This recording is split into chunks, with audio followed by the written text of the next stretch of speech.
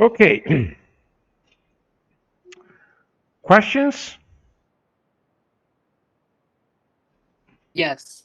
Ah, In the last exercise we saw this morning, I think I don't understand the flag equal false.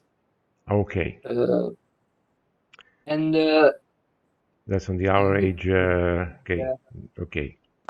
flag equal to false, and if was equal to true, then in the definition we can write if self flag instead of if not. I don't know if you Yeah. understand me. Yeah. The point is, you can always try to see to do something else. You can write self flag to true, and then here you could write just self flag average. So the point is that you have to compute the standard deviation, and to compute the standard deviation, the average must be available. So you have already computed before the average of your data set. And in that case, you put self flag equals to true. And now, if this is true, this means that the average was not being calculated before. Compute the average. Otherwise, proceed to compute the standard deviation. But I choose false because it is more intuitive in the sense that um, it is false that I already computed the average. So self flag equal false means uh, it is false that the average has been calculated. That means that the average was not calculated. So in that case, if not self flag, so if not false, it means it's true. Then it is true that you don't calculate average, and then calculate the average. So call the function, call the method average, and compute the average. Okay, you can reverse the logic, provided that you do. If I write here true, true. Also take care of writing here false, and then I can write here self flag, and here I can also write not self flag. That's it worked exactly the same, in exactly the same way, and false equal to false. Yeah.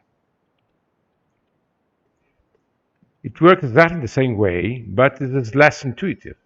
It's less intuitive when you read the file, when you read the code at a later time, because, okay, true means that something has been done. In that case, the average has been computed.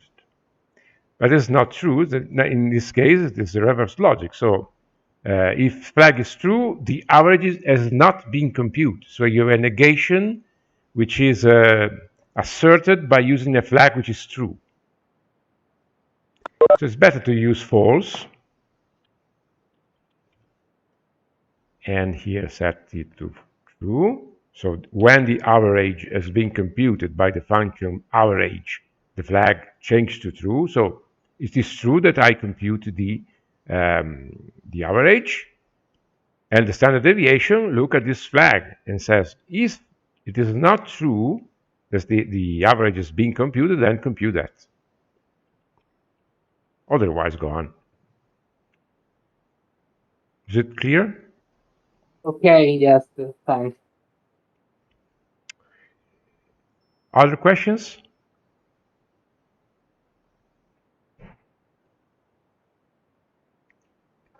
Okay, let's go on. So this morning we see that we can use in some way this class and the instance I created with this class. In particular, I create two instances, set1 and set2. And okay, you the function describe to see what has been computed. And it is the same data, the same data class will work also for array, so NumPy array, not only from Python on Python list. And we can also define array of data set in this way. So I defined three array x1, x2, and 3. I created 3 instances of the our data class by assigning a name and some value retrieved from the list x1, x2, x3. Then I create this new array set that is a collection of all the instances of this data class. In this way, NP-array, and then I provide the NP-array expect the list as an argument. So I provide the list of these 3 objects, and I specify that these are of type object. That means they are no integer, they are no float, they are no strings. They are object of a class, which is a user-defined class.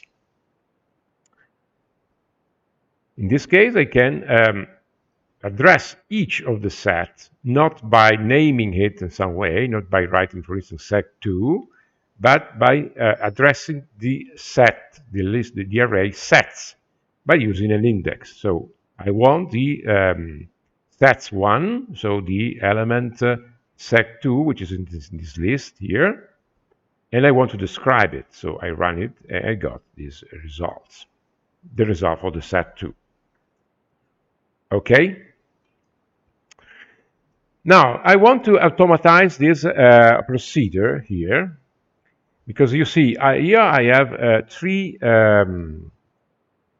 data set, only 3 data set. But imagine that you could have a very large number of possible data sets that can be packed together in an array of named sets, with named sets.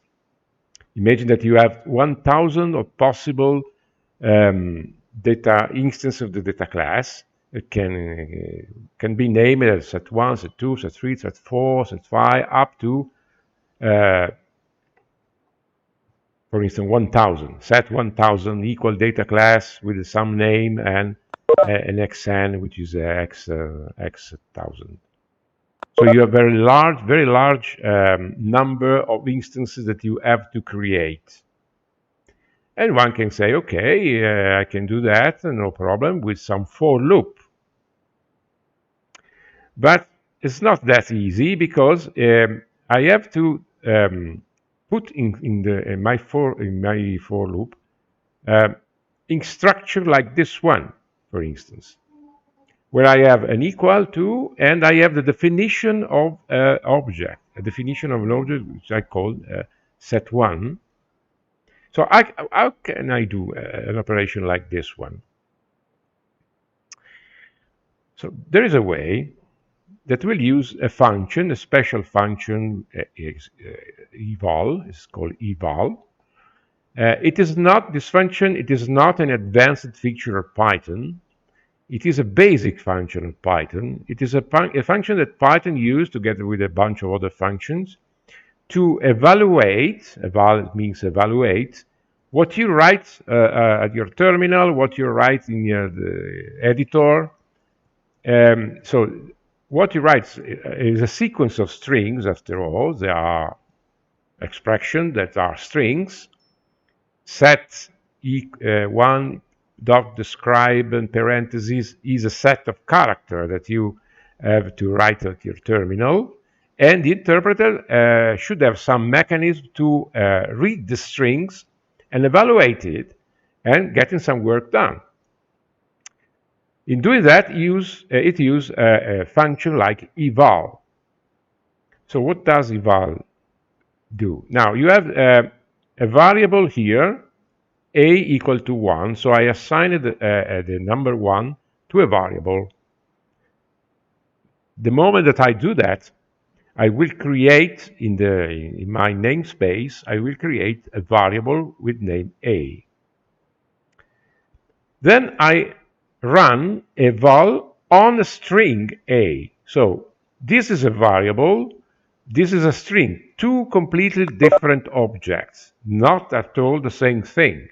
In this case, for instance, a equal to 1, a will be an integer, a variable of integer class. So when I assign the number 1, which is an integer, to a variable, I create a variable of the type int. So the same type of the number 1. So this is a variable, an instance of the integer class. This here, this a between apices, is not a variable, is a string, is a value of the string class. So two completely different objects. But then we have this eval. Eval take these strings, then at the moment it eval takes the strings, goes in the namespace, the same namespace where I issue eval, and look for a variable whose name is exactly a. And then evaluate this variable, which is equal to 1. So if I run this one, this cell, I get, as a result of the print, I get 1. So eval evaluates the string a, it transforms it in a variable that must already exist in the namespace and will print its value. It will return its value, return the value of the variable, and the returned value, which is 1, is printed. So I got this number here. If I write a equal to even a floating number, 7.5, I do that. So in this case, eval will take the string, will evaluate the variable that already exists in the namespace. It is floating point number, evaluate it, and return the number 7.5. So one point is that this variable must be this, the variable corresponding to the string here must already exist in the namespace, must be defined before some way. That's a very important function. That's very basic, but it's an important function. It permits to make sophisticated things in your Python script. Then there is another one, which is the function exec. Exec work very, very similarly with eval, but a little bit more general. I have a string enclosed in apices, b equal 1 enclosed in apices. So this is not an assignment of any type. It's just a sequence of characters concatenated, b equaling 1, and appear to us human as an assignment, b equal to 1. But for the computer, for the interpreter, this is just a string of 3 characters, meaning nothing in particular. And this string is being assigned to the variable myString. So at the end of this assignment, b equal to 1 assigned to myStrings, the variable myStrings will be a variable of string type that contain the value b equal to 1. Then I issue exec, the exec function with myString on myString. So what does exec do? Well, we take the strings and evaluate it like eval does, but then execute the statement which is corresponding to the string, b equal to 1. So before before executing the function exec, the b variable doesn't exist in our environment.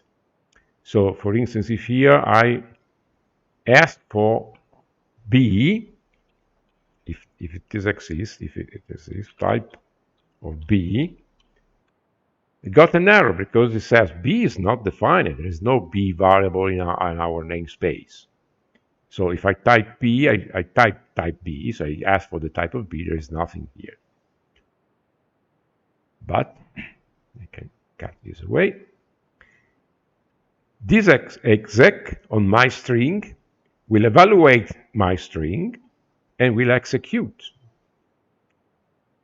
the resulting evaluation that is b equal to 1. So at the end, we will get the value of b. Print b, and b is 1. Now, if we want to be sure, we can ask for the type of b,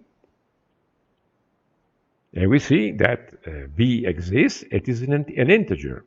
If I write b equal to 1.102 in the string, this is just a string, and I evaluate it, 102. If I ask for the type of b, this is a float.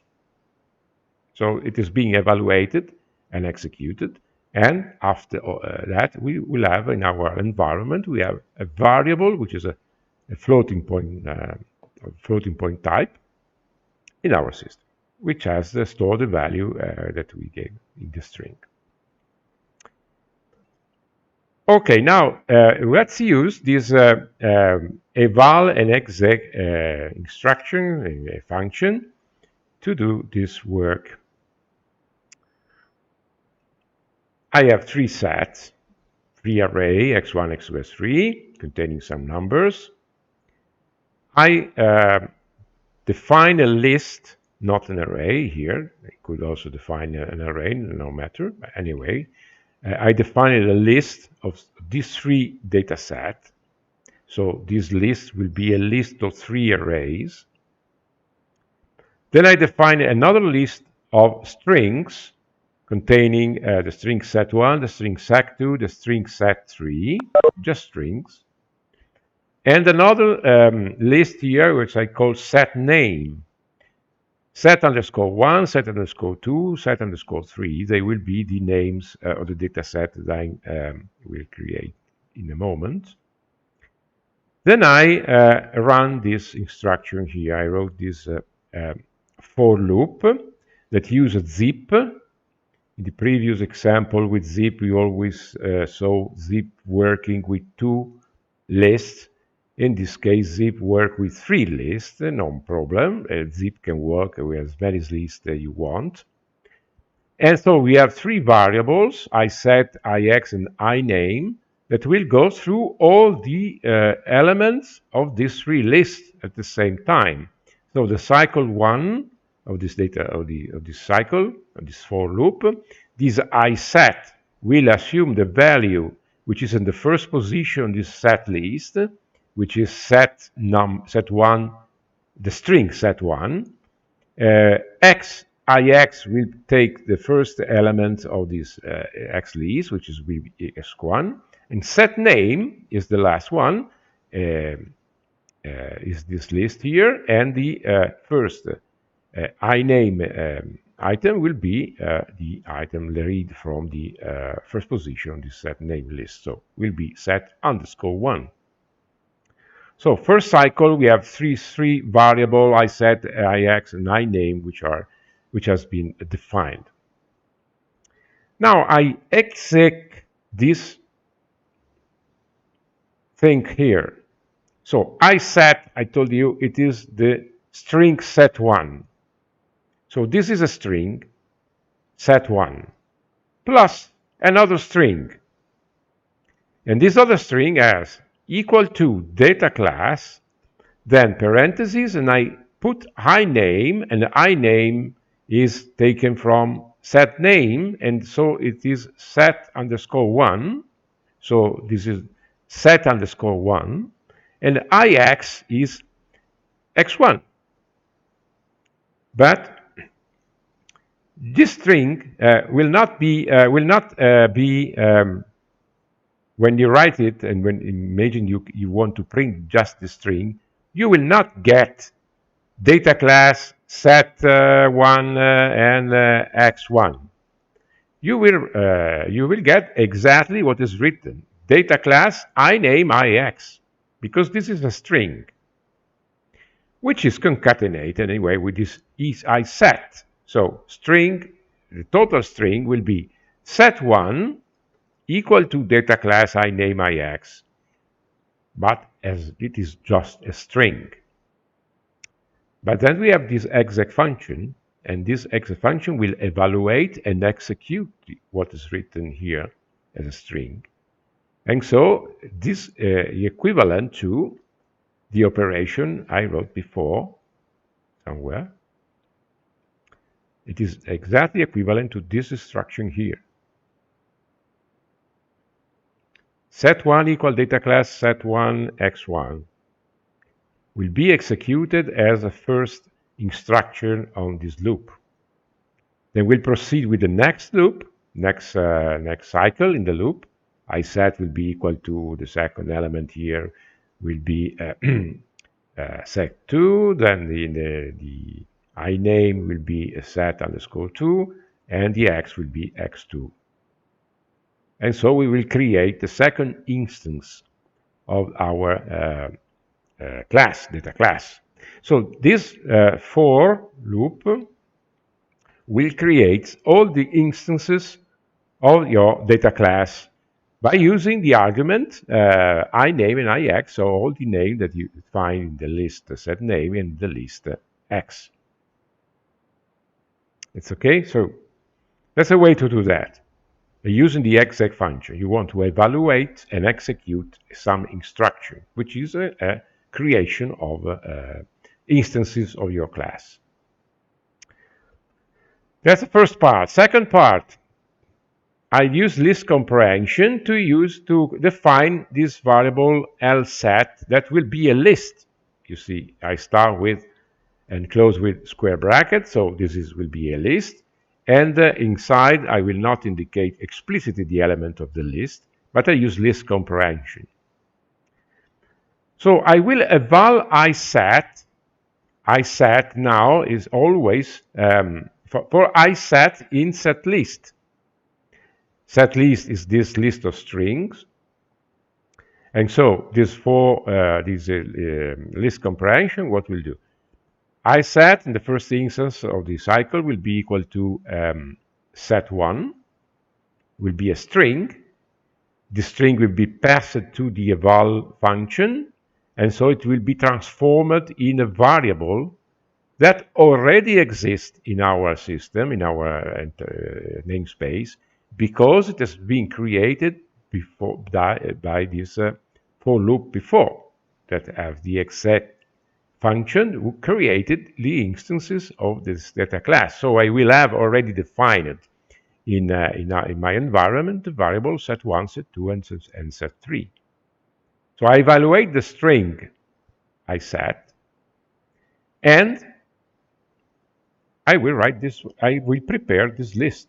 This list at the end of the list comprehension will contain variable names, will contain set1, set2, and set3 as object, which are instances of our data class. So I have lset defined, and then I pack all my lists in this array set by writing simply nparray lset, so the list, and the type equal to object. So exactly the thing that I done before here. Instead of writing explicitly set1, set2, and set3, I write lset, which is exactly set1, set2, and set3.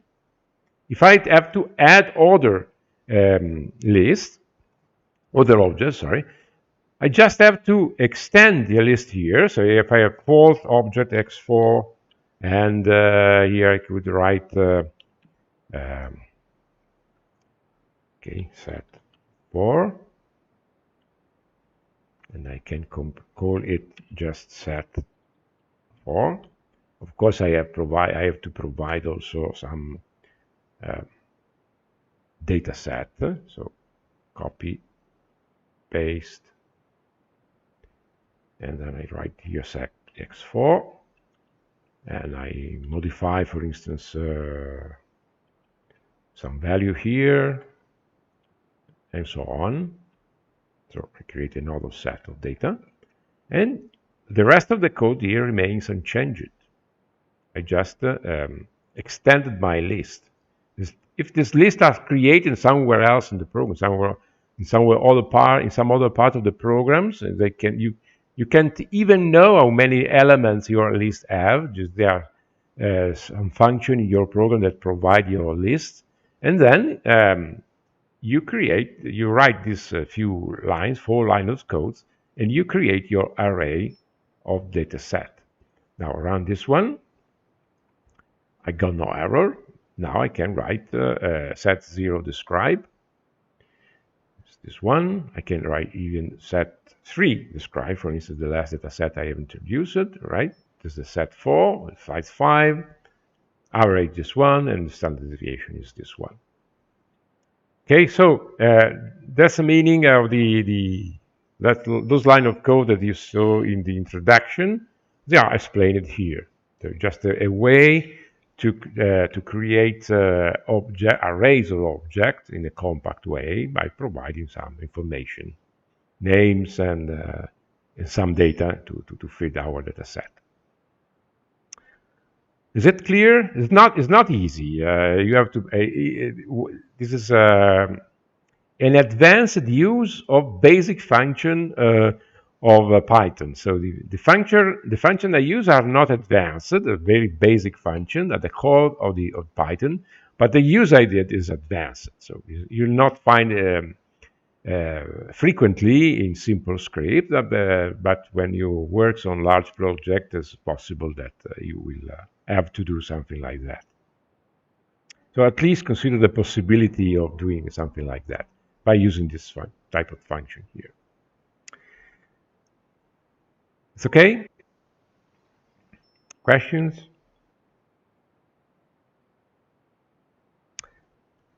No question. So just to be complete in the explanation, since I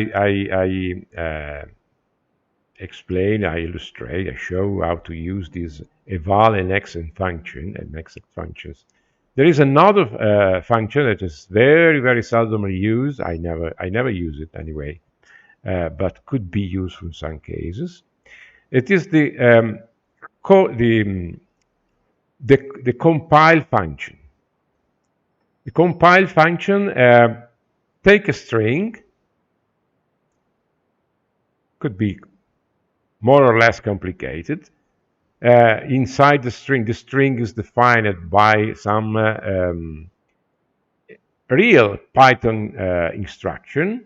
In this case, for instance, I write a comma b equal 3 comma 2. So this appears to be an assignment, simultaneous assignment of the variable a and b, assigned to which I will assign the value of 3 and 2. So a equal to 3 and b equal to 2. Then I go on a new line because there is this /n, and I print a times b. I can split this cell to see just what it is. Split cell here. Okay. And now I execute this cell only, and you see, I just print this string. And the fact that you have 2 lines and not just one is because you have this /n that causes a carry age return. But this is not any particular instruction. This is just a string written this way. For the interpreter, now this is not code. This is not Python code. It's just a string. But then I can use compile. I could use also exec, but this /n will probably cause some problem. I use compile on this string. Neglect for now this test, which is written here, no meaning at all in this case. And there is this exec keyword here, which is a string, must be passed as a string, that tells to the interpreter to create an object code, something which has been compiled already by our interpreter. So the interpreter will compile it and will produce an object code which is useful for the machine to the computer to go on and execute it without having to interpret it again. It is already compiled and can pass to the operation, to the function, for instance, of the operating system that will in turn communicate with your processor to do something really. And so I produce this code. I compile this, I produce this code, and then I can execute the code. I do that. 6. So I assign it A to 3, B to 2, And then I print the multiplication of these two numbers, which is obviously 6. So I create the code and then I execute it with Exec. Of course, I can go on to for instance, I can execute another time Exec code, and I will get exactly the same thing. So I execute another time this compiled string. So some compiled code could be useful, for instance, if you I never use it, honestly, but information technology people said that it could save you some time in making operations, some CPU time, because you already prepared a compiled code that can be executed with jumping directly to the execution without having the interpretation step. That can take some time. I tried it to use anyway one and tested it. I didn't see any benefit in terms of time of execution time. But anyway, it could be done. Just to curiosity, if you type code, what the hell is this code? It is code. So type of code is code. It's an object of a class, which is simply code, something that can be immediately executed. What is this test? Now, this code, this test can be anything, any string with any name, even an empty string, doesn't matter, unless this code is not read in your terminal as a string here and assigned to a variable, but is read from a file. So I can have Python code written in a file, maybe a bool function. I will read the file, I will read the code from that file, and what I have to provide here is the name of the file between apices. So, for instance, if this string was read by some file on my disk, so I use some function to read the file, the read line, for instance, of the Python interpreter that we saw at the beginning of the course, third, second, or third lecture. I don't remember. In that case, I have to put here the name of the file.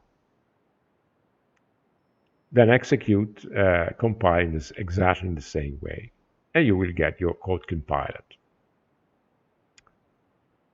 Of course, could be a useful function. Could be. I don't see that to be very useful. So I don't know if you will never use that. Probably I will not use any in my life. But anyway, it's maybe interesting to know that such feature exists. But there are other things that can be interesting here in order to compile and optimize the code by using something else, something that is much more advanced. If you recall one of the first lecture, there was Rosangel asking if there is some possibility to optimize the code which is run by Python, because as well as other languages do. For instance, you have Fortran, you have compiler of the language, Fortran compiler, that can accept a large number of options. Among these options, you have the optimization option that tells to the compiler to make an additional works in producing the object code that will be linked to function in some libraries, and then to produce an executable file. And these instructions, these supplementary instructions, are optimization instructions. So you tell the compiler to make some optimization of the code. The compiler will go through the programs and will try to rearrange things in such a way that the code will be much faster than usual, faster than the original code, which is not optimized. We have something similar to the optimization option in Fortran. For instance, we have something similar also in NumPy, in Python, in native Python, and in other libraries. So you have to use the Numba library. Probably I have to, okay, we have to import. The Numba library here, if you have the notebook and we will click it, there is the link. Yeah, Numba documentation. This is a very complicated, it's not complicated, it's very rich library, contains a lot of possibilities, a lot of methods, a lot of functions, and I will use it at very basic level. We show you a very basic level application of this Numba library that can optimize function. So it will work much faster than usual if you don't use this optimization facility. So to see how it works, let's have this function here, which is the mySort. I define it as a function which is called mySort. Just make this function just make a sorting of data in an array or in a list.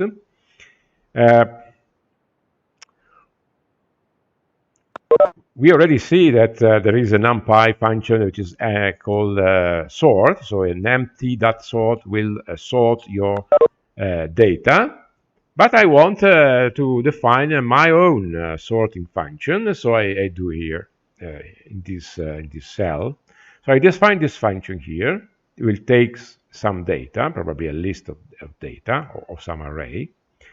Then makes a copy of the data because I want in another data set, because what I want is that the original list will be preserved in my space, my namespace. So I want to sort the data, but I don't want to lose the original data. So I copy by using the NumPy copy original dataset data, and I will put in the array ds. So I will have a new array which is different from data. I told you, I don't know in our what lecture, that if I write simply ds equal data, I will not copy, I will not create a new dataset. I just will create a new label pointing to the same dataset. So if I modify for instance, in that case, ds, I will also modify data. If I want to preserve data, I have to use the function copy. So ds equal to npCopy data, and I will create a new variable which point to another location in memory, different from the location pointed by data. I can modify ds, but the data will be saved. It will be dataset data will be preserved.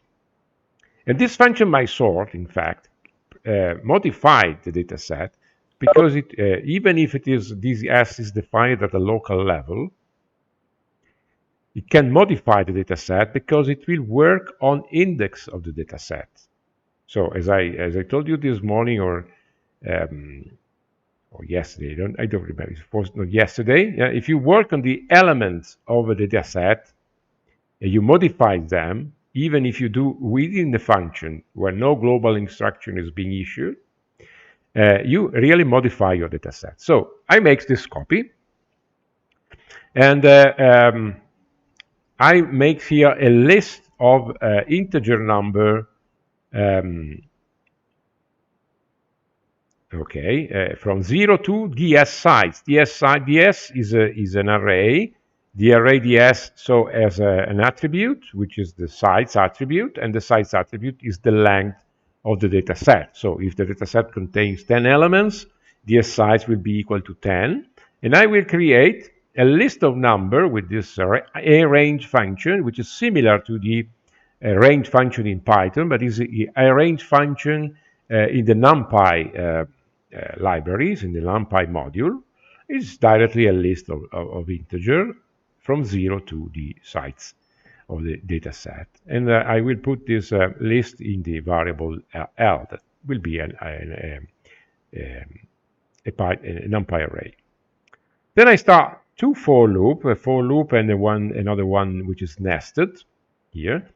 The first for loop is for ID in LL. So ID will go through all the integer number in this array. Then I define another range from ID plus 1. So if ID here is equal to 1, the first cycle, ID plus 1 will be 2 to the S sides. So this LL2 will contain all the integer from, if ID is 1, from 2 to the S sides. The first cycle, indeed, ID is equal to 0, so LL2 will go from 1 to the S sides. Second cycle, ID will be 1, so this will go from 2 to the S sides, and so on. And then I create a second for loop, which is nested, that will go from all the number which are contained, will go through all the number containing in LL2. So this JD will take all the numbers that are contained in this range here, this list of numbers there. Then after done that, I make my sort. So I will check, there is a conditional evaluation. I will check if the element in the DS with index ID is greater than the element in position JD. If it is less than this number, if DS ID is less than DS, nothing is done. And why this statement here, so Boolean evaluation, will be false, so the next instruction will not be executed. And will proceed, the program will proceed with the next JD in the list. If the SID is greater than the SJD, then this evaluate to true, and so the next instruction is being computed, is being executed. And this is a double assignment where I assign the value the SID and the SJD in this way. I will swap the SID and the SJD. You see that in the introduction, I showed you a possibility to write, to make this instruction this way. I defined at the time a temporary variable, which I called temp, and I wrote temp equal to the S, in this case, temp equal to the SID. Then I copy the SID equal to the SJD, and then I will write the SJD equal temp. But I can do it this way. This works because it works for Python, not for other language. Maybe do not understand this syntax, but Python understand. Before making the assignment of this new assignment of this variable here, I will load into the memory the value, the original value that the variable has. So I load into the memory the FJD and the SID, and then I assign them to the variable, the SID and the SJD. So at the end, I will have the SID equal to the SJD and the SJD equal to the SID. So I make the swap of the two numbers here. And then I proceed to the second value of JD in the list. When the list is exhausted, this for loop close, the control will return to the first loop.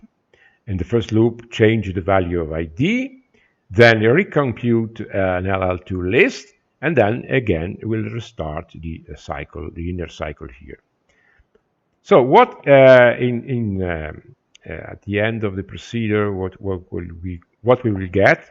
We will get the S array sorted, because I will swap every number that is greater than another one, which is maybe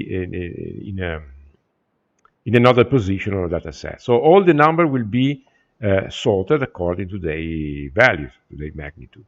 The lowest one will be first, then the second one, third one, till the last one.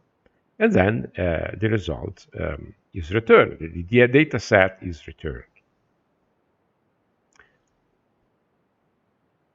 Okay, so I can run this cell. This cell doesn't execute anything, just define the function. Then I want to test the function. I want to run the cell, the function of 500 random numbers in the range 0, 1. And I can generate this list of 500 elements by using this function here, or a NumPy function, random.uniform, and then some argument. So uniform make reference to the distribution for which I want to draw my random number. Uniform means the box function, the functions that provide just random number without any particular distribution. Any number between 0 and 1, and the 0 and 1 are written here as limits of there's two arguments of the uniform function. Every number between 0 and 1 has exactly the same probability to be drawn as any other number in this range. I have other possibilities. I can, for instance, use not uniform here, but Gaussian or some other Poisson, some other name that stand for particular distribution that you can define in statistics, for instance. And then you will generate random numbers according to some particular distribution. Very useful to make tests, for instance. Something. A function like this one is very useful to make tests. Now, from 0 to 1, so I want number from 0 to 1, drawn in the range 0 to 1, and I want 500 of them. So when I execute this instruction, I will have my data variable, will be an NumPy array containing 500 random number with value in between 0 and 1. Then I use sort, my sort, and this data. So I will run my function, my sort, on these 500 numbers, and we'll get some sorted data, my list of sorted data. So I run it. If you want to see it, well, try to see it. So print sorted data.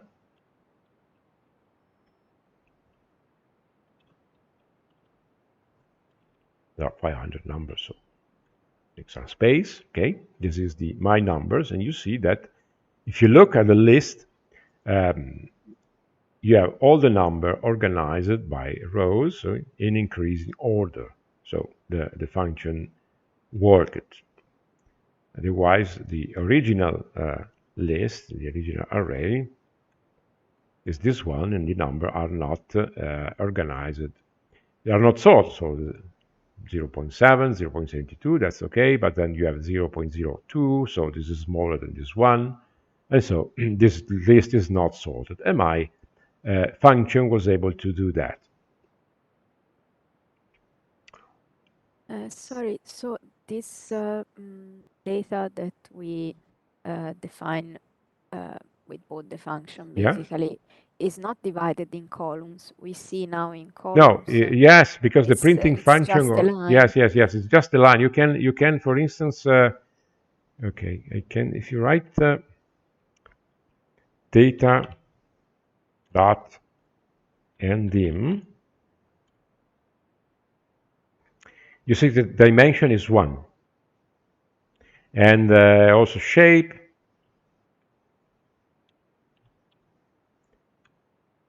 $500. So I have 500 elements in a list. It's simply an array, one-dimensional array. And print will print them by following this way. So, okay, right here, just an array that you have to read in this way. So first row, printed row, but then the fact that you have an interruption here, you go to the second line, is because print want to print numbers, no more than 5 numbers in a row. So go on the new line and we'll write the next 5 numbers and the next 5 numbers and till the end. So this is just a one-dimensional array.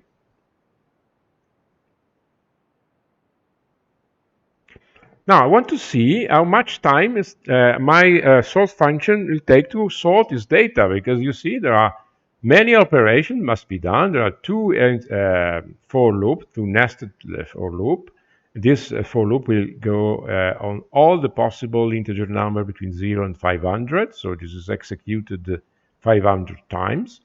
But for each of this cycle here, there is a second loop, which is in the first step when ID is equal to 0, also will go on the 499 numbers, so on. So a lot of operation for each instruction in the loop. You have a conditional evaluation, then you You can have assignment, so on. So a lot of operation that must be done. And I want to measure how much time it takes to my solve function to solve my data. So I run this function here. This is a command here. This is not a function. I run this command here. That you not provide you any result in terms of sorting. So it will execute the sorting. It will execute the function mySort, but will not show the result of the sorting. Just measure the time it takes to execute the function on this data set. So it is called a magic command. Nothing to do with the magic comma, which are the dunder methods that exist in class. It is a magic command because it is not a command of Python. It's a command that technically is a command defined at the level of the Jupyter notebook. You can also use it in a Python script. Instead of putting just 1%, you put 2% symbols, and you can execute within a Python script. But anyway, this is a magic command of the Jupyter notebook. I run it. It takes a little bit of time, not because my sort data. Okay, this sort data is being executed for 7 runs of 10 loops each. So 70 times. My sort data is being executed 70 times, and it took 60 milliseconds plus or minus. This is the error associated with the evaluation, the time it takes for each loop to execute. So it takes about 60 milliseconds. Not a large time, not so long time, but anyway, imagine that you have a data set containing not 500 numbers, but containing 1 million numbers. Maybe with structure, more complicated structure than this simple data set, then your function could take some time, some more time to be executed. So remember this 60 milliseconds. I want to see if it's possible to, without touching my function, to optimize it in some way in order to get something which is more performant. So I import here my Numba library. I do not import all the Numba package because I don't use it now. But from the Numba package, I just import a function which is called JIT. J-I-T. That's the optimizer. And I use this optimizer in this way. This is the every time that you see the function definition preceded in the previous line by a symbol like this one with the symbol hat, what follows the symbol at is called a decorator. So technically, you will listen to other people explaining how Python works. Say, I decorate my source function with the function JIT. JIT is a decorator that will optimize our function. So if I execute this cell, now nothing happened. Under the hood, a lot is happening. In reality, you don't see nothing, but under the hood, the Python works a lot. So what does this JIT? Will take this definition of the function, the interpreter will read this function, but then JIT will modify it at the level of the code, of the object code, and will produce something which is optimized. Now, test this function by measuring the execution time on our data set. So I run this one. So now this mySort is no longer the same mySort as before. MySort as before was this one. Just by putting JIT, I got a function that performed much better. About less than 1,000 microseconds. The other one was 60 milliseconds. These are 1 millisecond about. So about 1,000 microseconds is a millisecond. Here it is 60 milliseconds. So this optimization produces the code, an object code, which is then executed, which is 60 times more faster than the original one. Okay, so when you have function that probably will occupy your CPU for a lot of time because you have a large data set, intensive computation to be done, and so on, it's a good thing to import your library number and use an optimizer. Then you, if you go on NumPy and will ask for information about JIT, you will see that this JIT, which is simply written here as a decorator plus a name, has many options. So you can optimize your function in order to optimize the usage of memory of the computer, or you can optimize it in order to use more processor or something like that. So optimize, not more processor, but optimize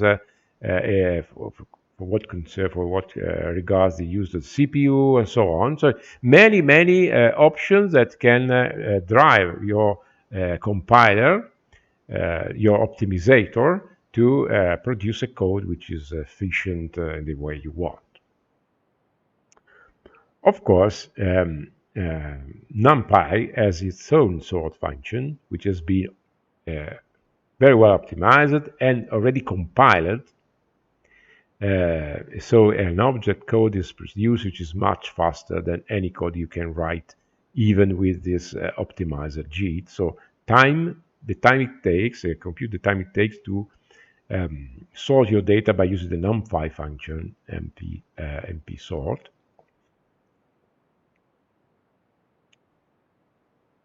Okay, 6 microseconds. 6 microseconds instead of 1000 microseconds. So you have more or less another factor of 10, more than 10. Is more than 10 times faster than this optimized version. So 66 microseconds instead of 1900. So when you, of course, it is when you have to use functions working on your data, it's better to look for functions that maybe already exist in your NumPy library and use them because they are very well optimized. Unless you want to do, for some reason, you want to work with your data, your own function because you add some other facilities inside, and so maybe could be useful that you write your own function, but generally not. Generally, you can use the NumPy function if they are present. Okay, now I show you an example of working with this, not with the sort data and so on. We close these aside and code compilation and optimization, and I will return on something like that we did before, but not working on a data set that are written manually in this way. So I have this variable x1, just a very small, very short list of floating point number. I have no interest at all in our case. This was just an illustration how to use this line of code. But now I want to show you some example, which is more real example. So many of you are geologists, and maybe that you will work on data coming from the earth science in some way.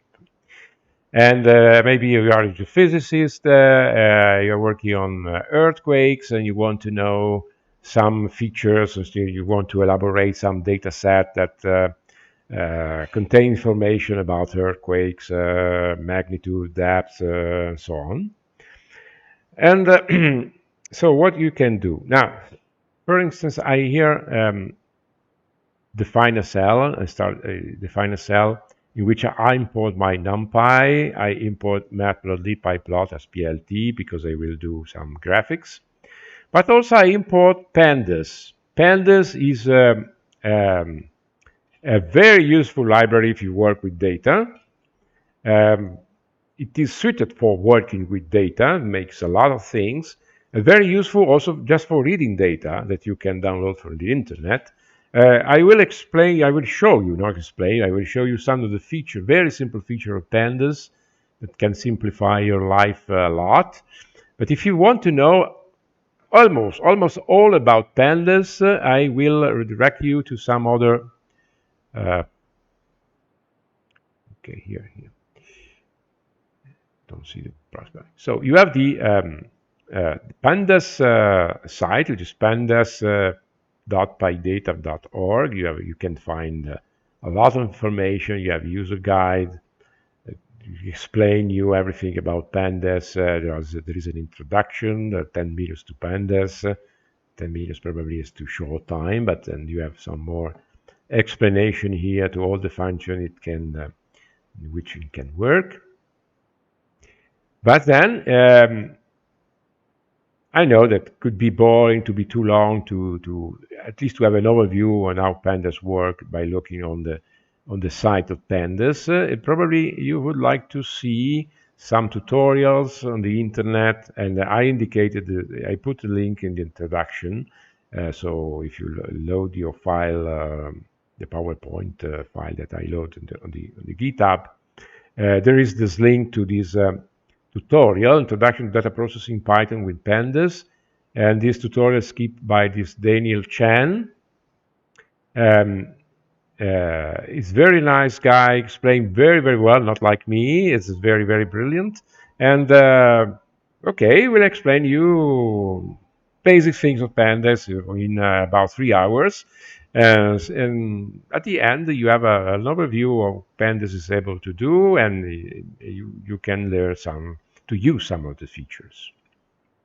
So go to this one. Pandas is very, very useful.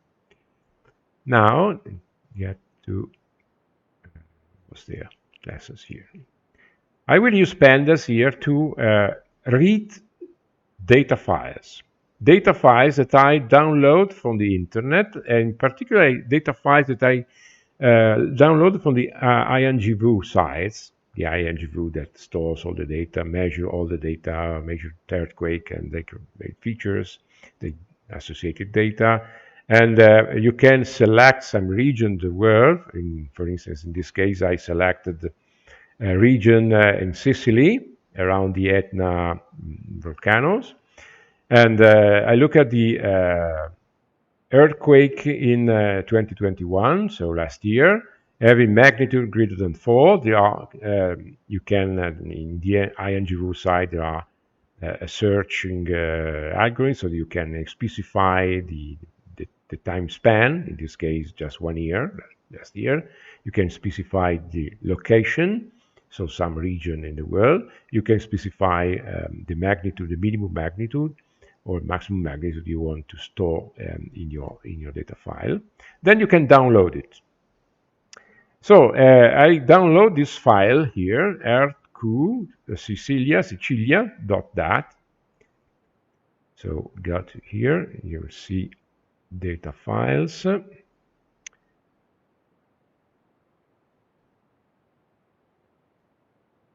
Was earthq, okay, this one. Okay, and this is what you get. Really confusing. It's not very clear. You don't see spaces in this line. You see how many lines I have in the files. I have 561 lines. The first line contains a comment, at least what appears to be a comment, because generally when you have a line preceded by an hash symbol, that is a comment.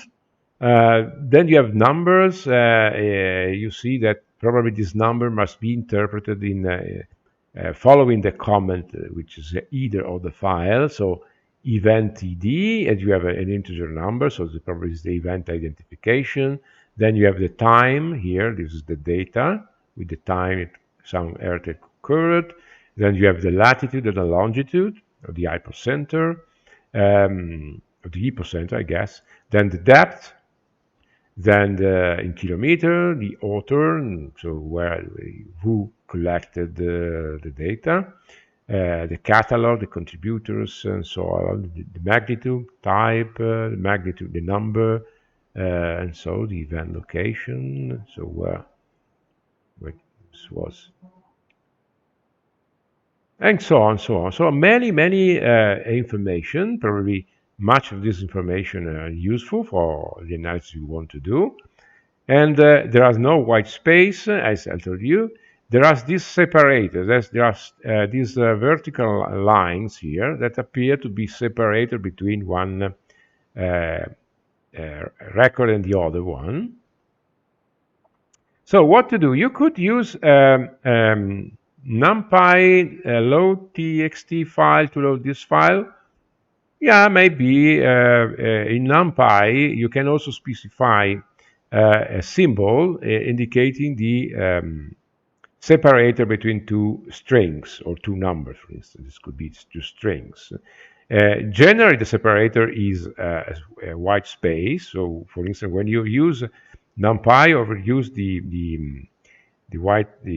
read line from Python, you can specify the separator you want, and you can split. For instance, we use the function split with a white space to indicate that the number, the data, not the number.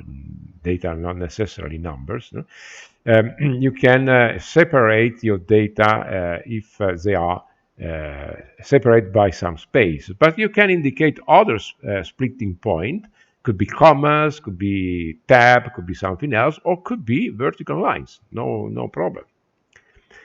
And also you can use this NumPy load txt function that also allows you as an optional argument to separate your data using vertical lines instead of spaces. But I try to do that, and for one data set it worked correctly. For another data set, which I also downloaded from INGUSI, I got an error. And I got an error because not all the line contain the same numbers of data. So the NumPy readers get confused by this one. I got an error. So I decided to switch to another system to read in the file, and I used the function from Pandas. So I will use this read CSV. CSV stands for comma separated value. That can be used in any case, even if your files are not comma separated files. Just indicate the separator you want. Now I want to read this file by using this function, but the separator is not a comma, is a vertical bar, vertical line, and so I will indicate it as an argument of the function read CSV function, which is a function from Pandas, because I prefixed pd dot. So I imported Pandas as pd. The alias of Pandas is pd. So this is Pandas read CSV. So import his libraries. It's done. Data Sicilia equal to, so the result of this reading will be stored in data Sicilia. Hopefully everything go on. I don't got no error, so it works. Now, what is this data Sicilia? This, the result of this reading here. Type data Sicilia and says it is a Panda core frame data frame. So it is a data frame. It is an object which is called data frame, which is a member of a larger class, which is the Pandas core frame. Frame is a member of the larger class core, Pandas core, and core is a member of the Pandas class. So these are all names of subclasses of Pandas which inherit from the more general class. So core will inherit from Pandas, methods, attributes, so on. Frame will inherit from Pandas core, and data frame will inherit methods from all the preceding libraries, so from Pandas core and frame. And this is the type of this data set. So this data set is a data frame. Now, what's the content of this data frame? We already saw the content here on this file. Nothing more, nothing less. But if I use the function add, this is a method of this data frame. Data Sicilia is a data frame, or Pandas data frame, and this Pandas data frame has a function, as a method, which is called add, that will show you the first lines of your data frame. And this is written in this very clear way, where all these objects will be separated and organized in a very readable table. And you see that several things. Well, okay. If you want to see more lines, for instance, you can write here maybe. I don't if the write directly. Okay, I will see 10 lines.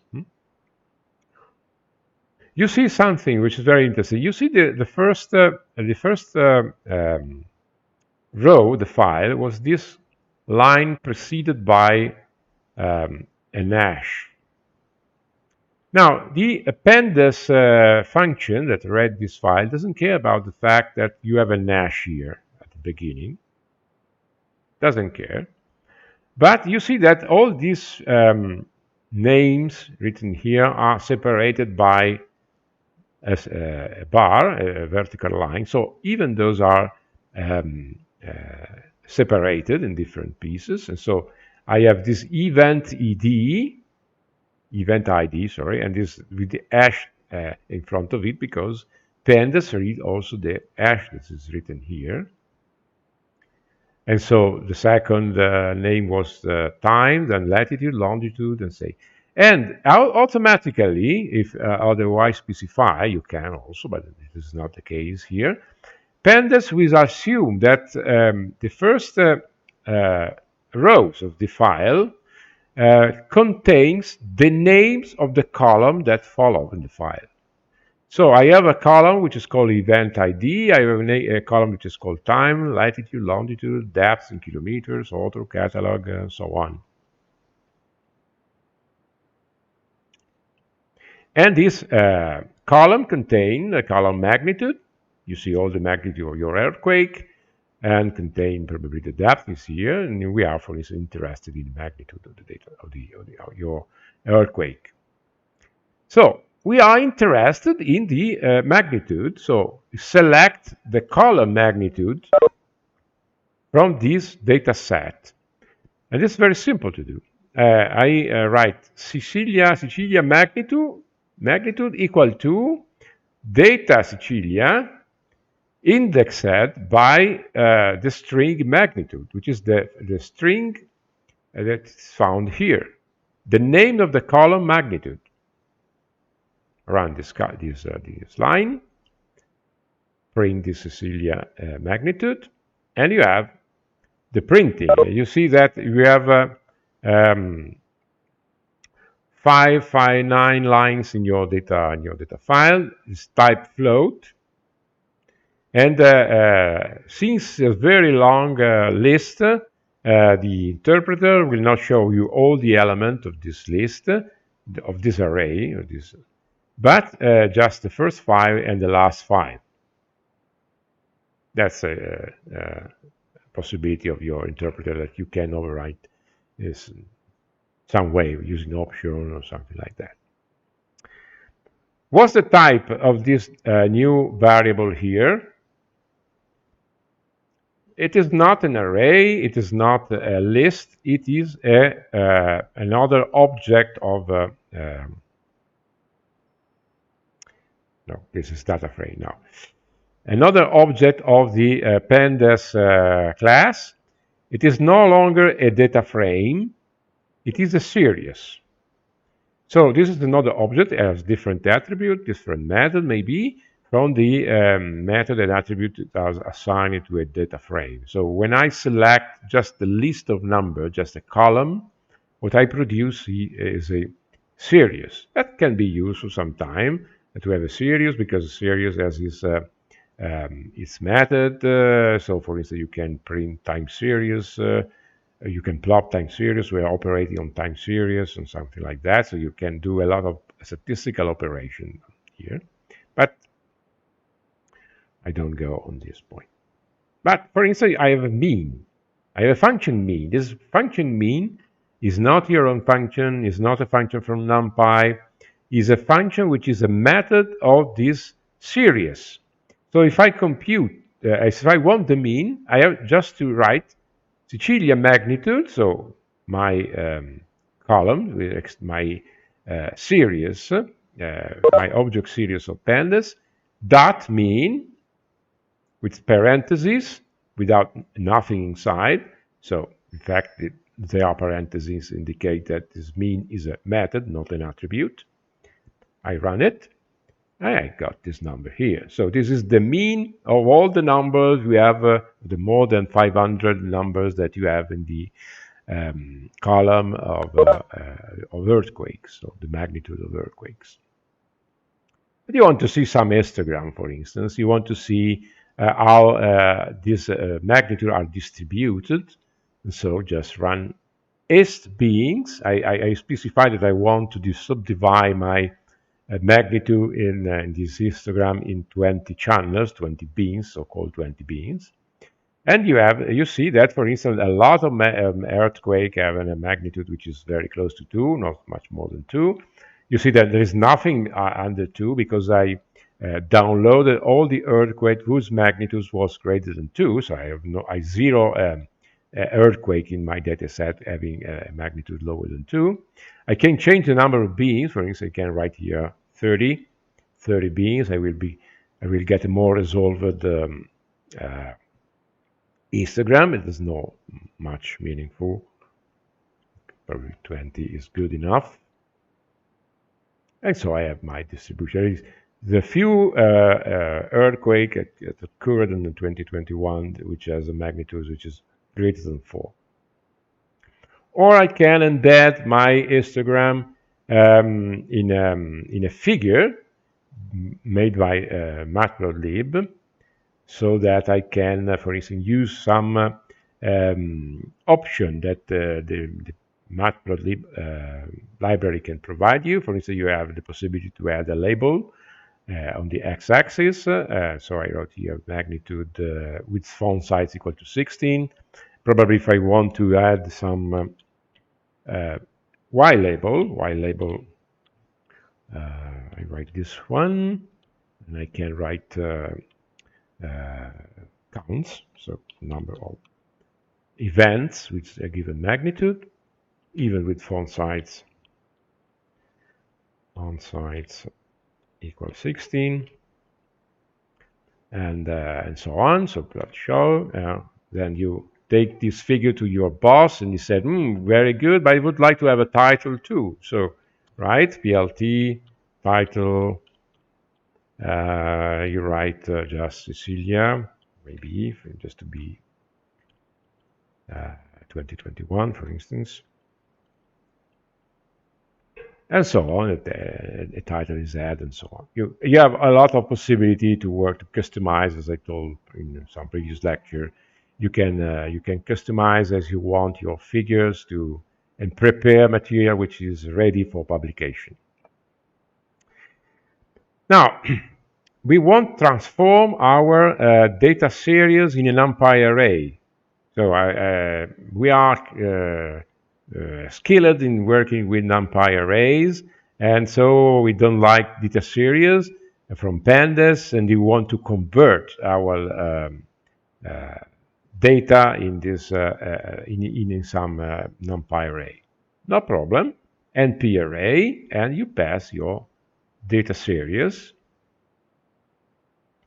and you can print. You can see it. You have all these more than 500 value of magnitude here.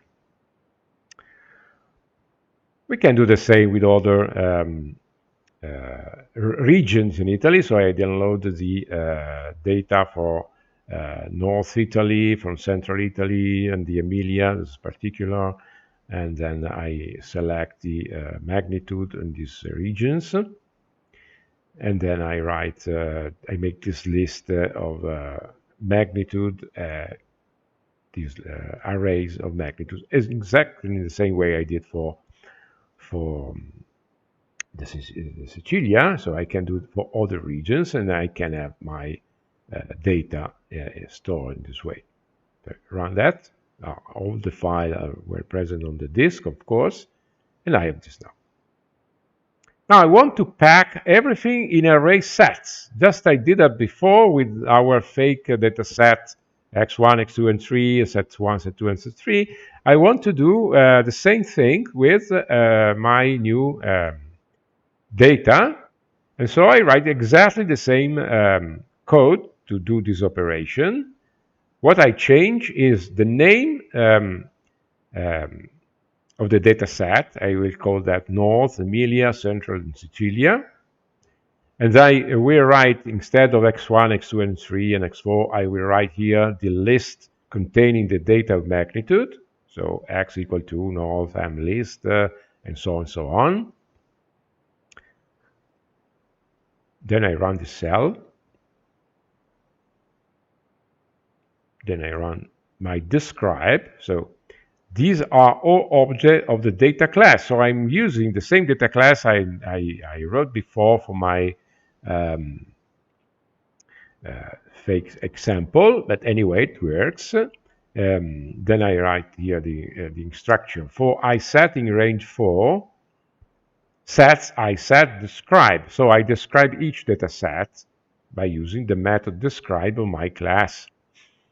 And you see they are in the data set I call North, 131, so 131 events, each earthquake, average 2.36 with the standard deviation, the data set for Emilia containing 140 events, and then the central Italy, the Marche, the Gran Sasso area, L'Aquila, and so on. You have this quite a large number of earthquake with this average magnitude, standard deviation, and the Sicilian, so on and so on. Okay, so this is a real application, what you can do with Pandas concerning the fact that it can read very easily data file, no matter how they are formatted. It's very useful facility. It can directly read Excel file. So you can have Excel file. You can read into a Python Jupyter notebook or in your Python script by using some read Excel function from Pandas. You can write data in an Excel data frame, Excel worksheet, just as simple as that. You can just write Excel, and the Pandas will provide your data in a form that is read by Excel, directly by Excel. And we'll see an example, maybe, I don't think today, but probably tomorrow. So Pandas is very, very useful, but also it has a lot of other possibility, a lot of other functions that you can use directly without having to use NumPy function or something like that. So here was an example how to use our data class that I invented before with real data. And at the end of the day, I have this data set, these sets which contain data for all our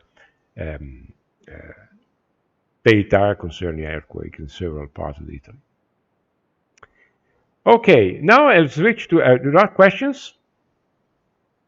Yes, how flexible it is in the format of the files that it can read. For example. Very flexible, very flexible. You see that, for instance, I didn't say where is it? When I imported my data set. Okay. You see, you have a lot of nan. What is nan here? Is a non-value. That indicate the absence of value. So when there is no, when the file is not complete, it contains a lot of empty spaces, some data which are lack. So for Pandas, there is no problem. We will put an n here. So it's very, very flexible, very flexible. So your rows can contain different number of data, for instance. Simply, the Pandas will put nan on the data which are lacking in a given row, and so on, so on. So I never encounter a situation where I can't read my files with Pandas. Even if the file is formatted, for instance, with Excel, if you use Excel, you generally what to do if you want to work with another program which is not Excel on data which are stored in Excel. What you generally do is to export from Excel those data, for instance, in a comma-separated file, and then you read them in another system. But there is no need for do that because Pandas is a function for reading the Excel file without the need to export before the data. So could it, for example, read the CIF file? It could read the CIF file. Of course, you will have, if the CIF file is organized in, let's say, two columns, you will have at the end two columns, and one column contains some keyword, and the second column will contain some value for the keyword, or some parameter or something like that. So it can read anything. Then, of course, the use you will do and the elaboration you can do on this information that you load is upon you. So you can select columns in some way and elaborate them in some way. Another thing that you see here, you have these numbers. You go here from 0 to 9. They are not row numbers. They are indexes that happen to be equal to the row numbers in this case, but technically they are indexes.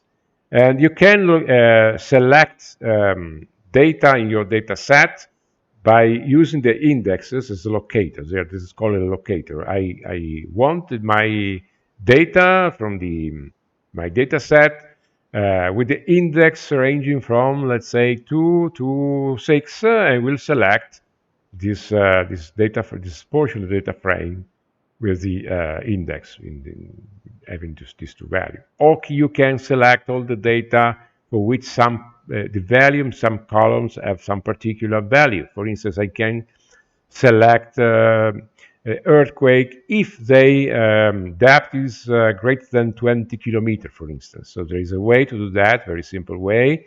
And at the end, you will get a data frame containing all of the events containing this whose magnitude, whose depth is greater than 20 kilometers, and so on. So it's very, very flexible.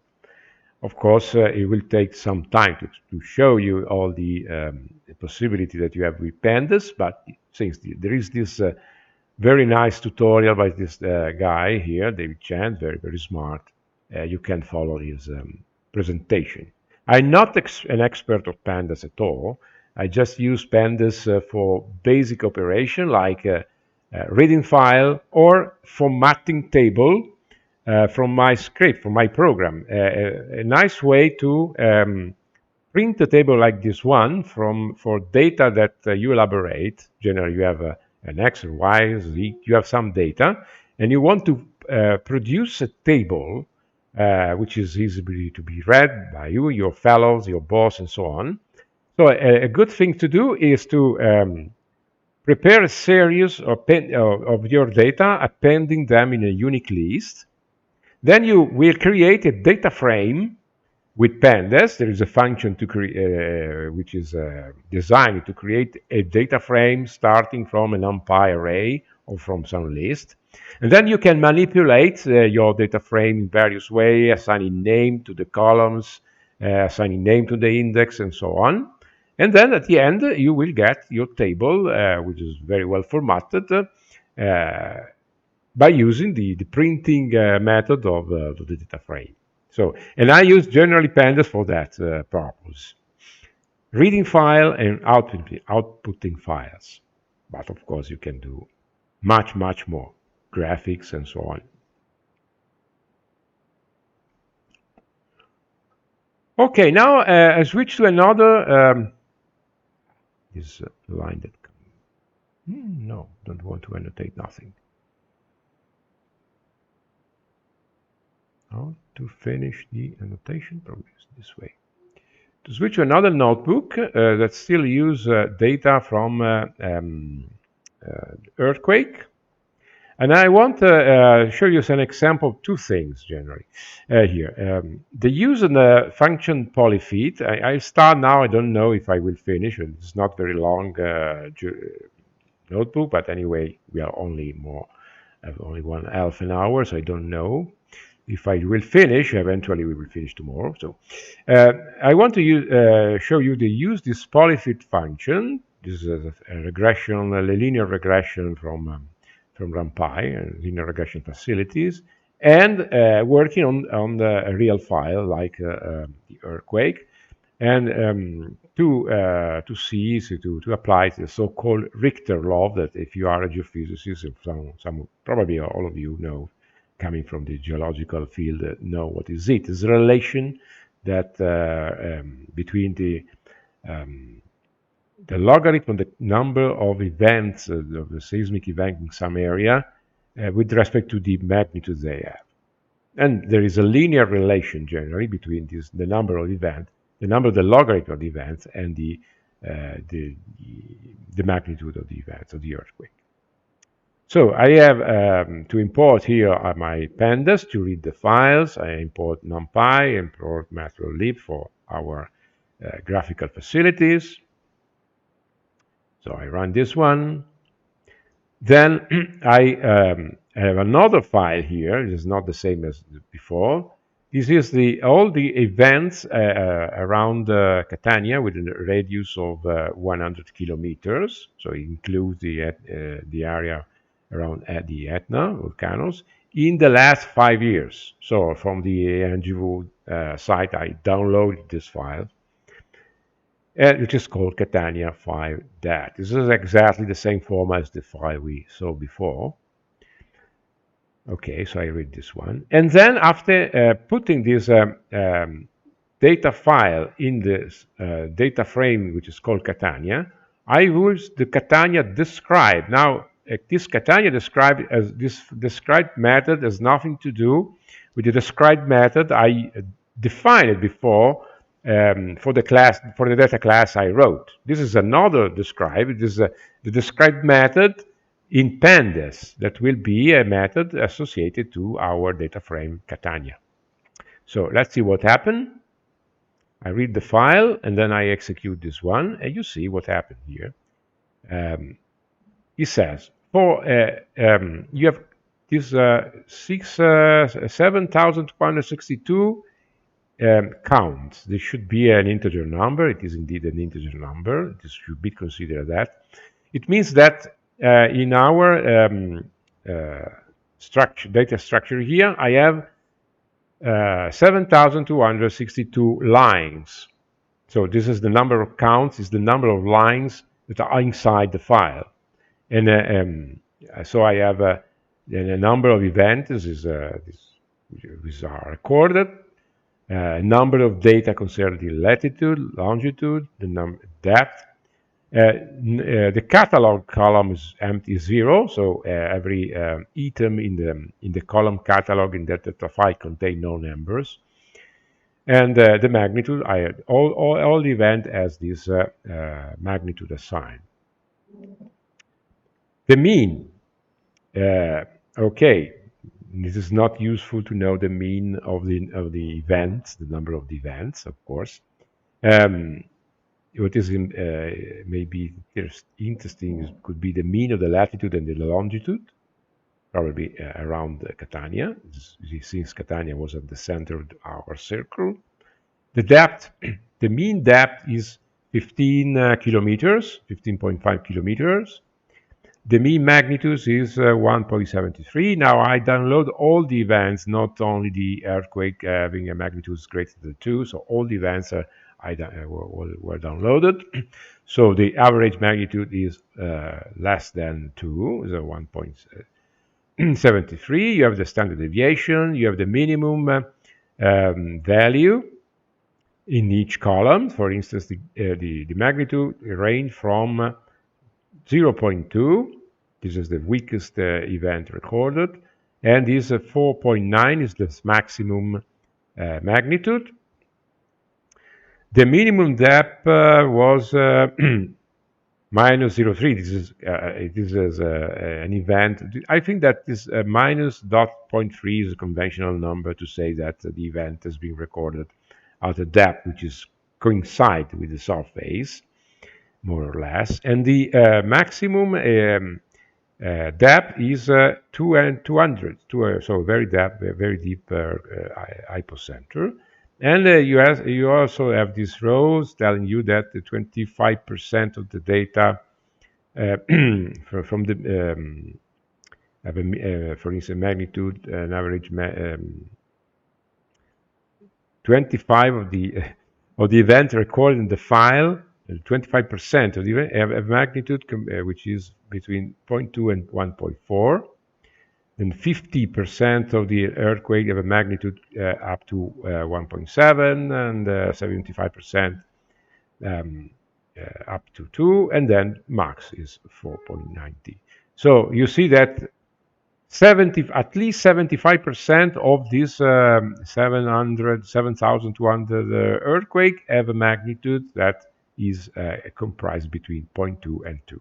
So not very strong, fortunately, I would say. And so you have this describe function, which is very useful because in a shot you give an information of the data that are contained in your data file. Of course, you can look at the first 5 lines of the data file, just as we saw before. Okay, now I want to make a plot and make some computation in order to verify or characterize with the Richter law. So we are interested in the number of for instance, we are surely interested in the magnitude, and I want also to see how the depth of the hypocenter are distributed. So I run this cell here. These are the magnitude of the earthquakes, but I want to see also the hypocenter, the depth of the hypocenter, and you see that you have a few earthquakes very high depths, so more than 100 kilometers, but the majority are comprised between the surface and 50. The majority indeed are from the surface and about 30 kilometers. Now, how many value I have in this Catania magnitude list here? So I make Catania magnitude, I select the column which stores the data concerning the magnitude, and I want to see how many there are. Okay. What is this? I store the data in this DS array, DS series. So this count, I write this here. This count this way. This is a very interesting function. There are 585 events having magnitude 1.4. So this counts the value, how many value you have of in your data set. So yes, you see here how this function works. Start from the beginning. I have 1.3 first line, then I assign to the magnitude 1.3. I assign one event. Then to the magnitude 1.9, assign another event to one event for 1.9, one event for 1.5, one event for 1.1, one event for 1.8. Now imagine that you find another event that's magnitude 1.3 again, so it increased the value of the counter. You say, I have 2 events of magnitude 1.3, then you'll find another line with 1.1 as a magnitude. You say, all right, now I have 2 events with magnitude 1.1. And this function here will do the same thing for any value if found in the magnitude column of this data set. And at the end, I just print the first 5 lines of this series. I see there are 585 events having magnitude 1.4. I have the same number of events of magnitude 1.7, and so I have 533 events with magnitude 1.5, and so on and so on. That is what I want to make my computation of the Richter law, because it assigns the number of events to the magnitude of the earthquake. So I don't have to make so many elaboration and computation, because I use the method, one method of the Pandas library to do the works. Then I want to convert this magnitude counts, and which are computed by this. I take the s to numpy. I put this ds. I work on this ds with the function to numpy that will convert our data in data which are numpy arrays. Now, a little explanation here. The s to numpy will take the column here, this first column here, and will convert in a numpy array. What about the first column here? The first column here is an index, right? So I told you before that these lines here, this column here contain this integer number, are not really integer number, does not indicate a rows number. They indicate the index in these data frames here. Now, if I select one column only, my data frame will contain this number here, and this number will become the index. So, in the first column here, these are not elements of some arrays. They are index of our data frame. And so I can convert this list of index to NumPy, to a NumPy array. So I use this strange syntax here. DS is my data series, index to NumPy. And then if I run this one, I have all the magnitudes organized in an NumPy array and all the count associated with each magnitude. I'm sure that you will not remember this when we will try to use the Pandas. You will try and you will found a solution to how to organize your data set and extracting value from your data set by looking at tutorials and making a lot of trials and errors.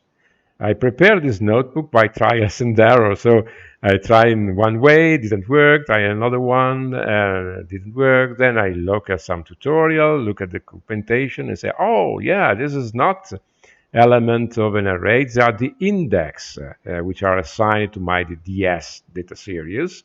And so I want a method to convert this index, this list of index in an array, in NumPy array. Oh yes, there is the index to NumPy function, the index to NumPy method, and you got the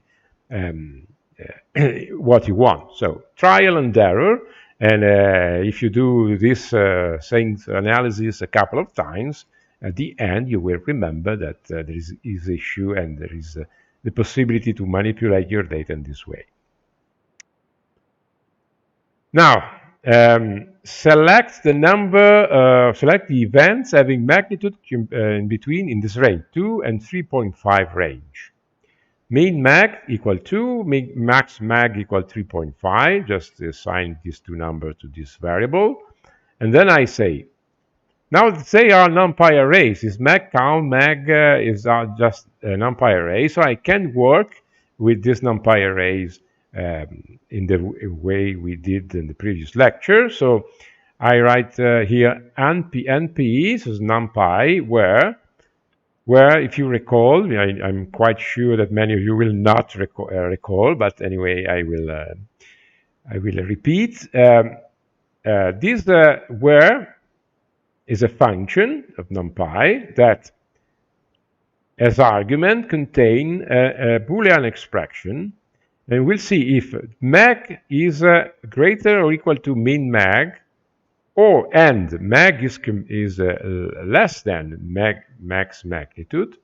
So if mag is greater than 2 and at the same time mag is lower than 3.5, this means that mag is in the range 2 and 3.5. This expression is true, otherwise it's false, and this square will give you back all the position in the in some array, in the position in the not some array, the position in the mag array, where the magnitude is between these two values. So I run the cell. Okay, if you want to see what cases is. Okay, I have this array. Now, okay, this is written what I just told. Now, can select all the events in the DS set that satisfy these cases. So I can select from the mag array all the data for which cases is true.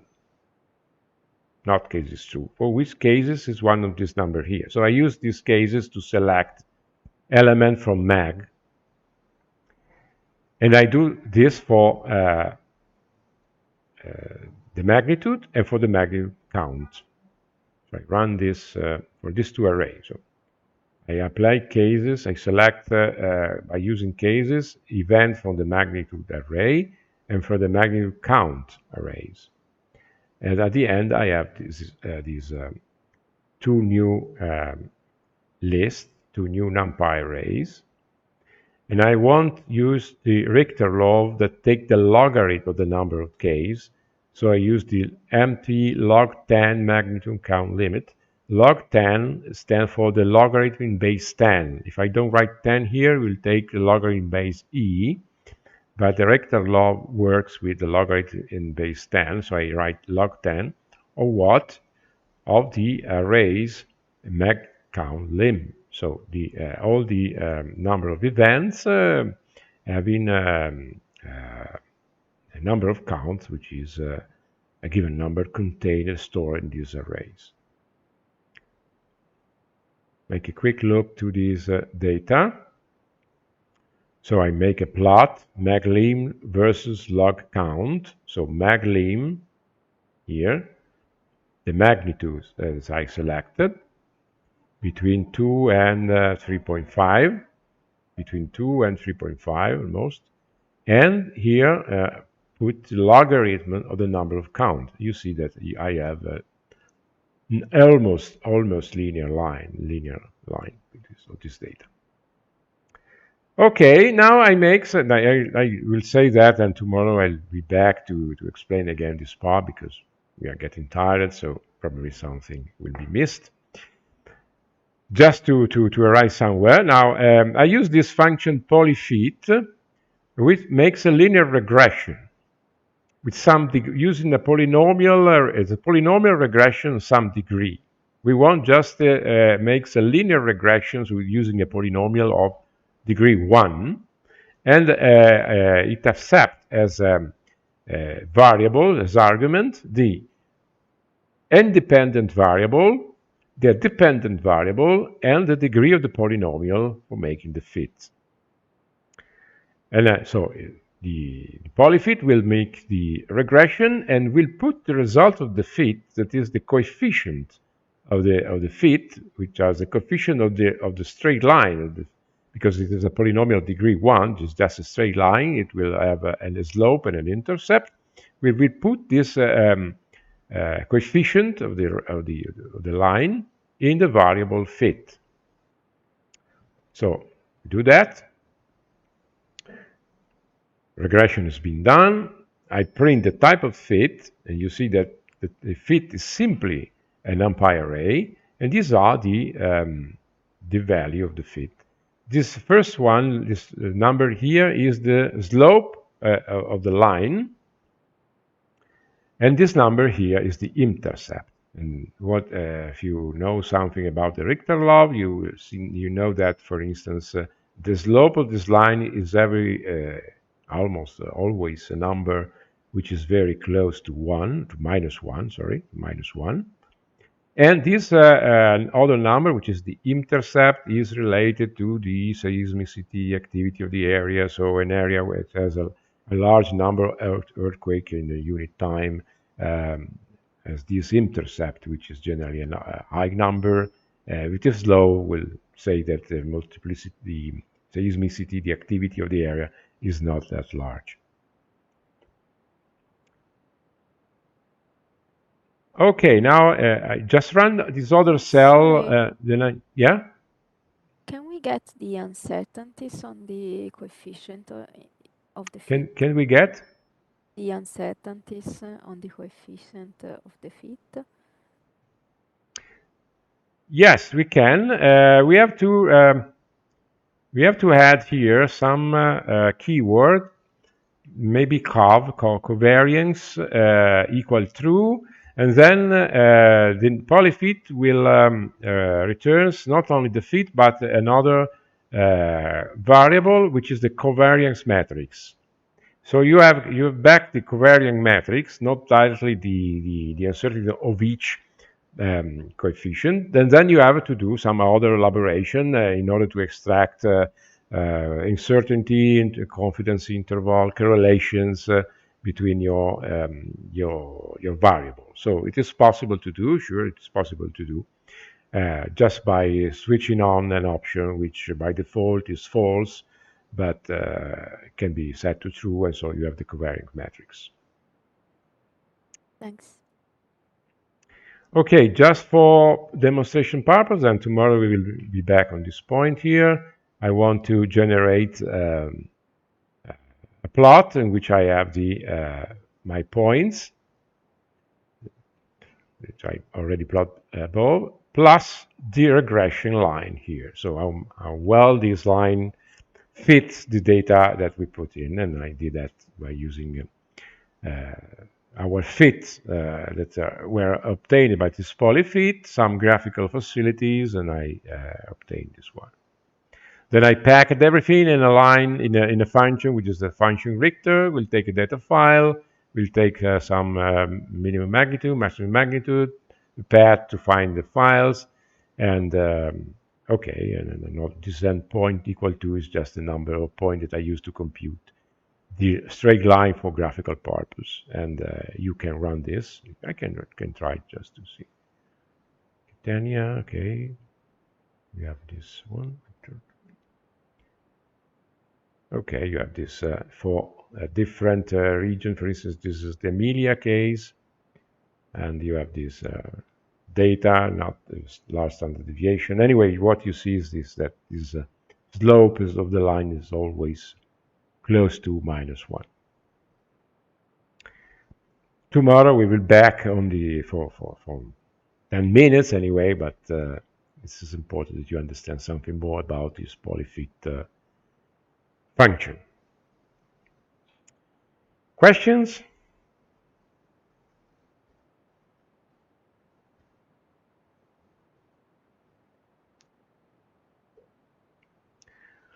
No questions. It's another lecture which is particularly heavy, maybe.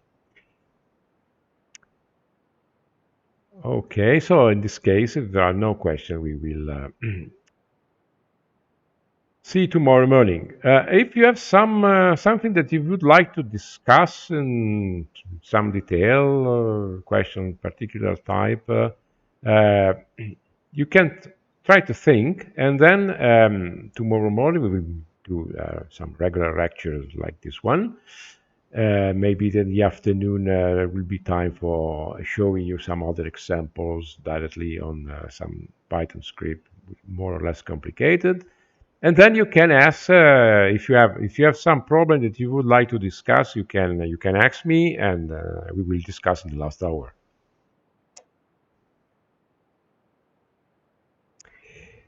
Okay, so goodbye to tomorrow. Do study tonight, do study this notebook and what we have done today. Goodbye.